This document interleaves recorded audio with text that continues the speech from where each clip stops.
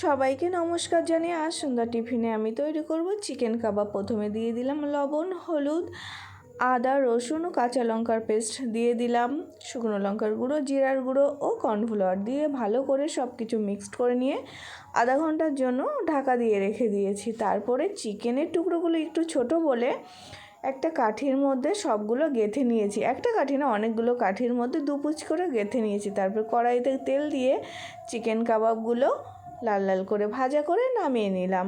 এইভাবে আপনারাও চিকেন কাবাব তৈরি করে খাবেন, সত্যি খুব ভালো হয়, খুব টেস্ট হয়েছিল। আর দিয়ে দিলাম একটু মশলা, বিভিন্ন রকম মশলা দিয়ে ভাজা করে সেটা ওর ওপর দিয়ে দিয়েছি।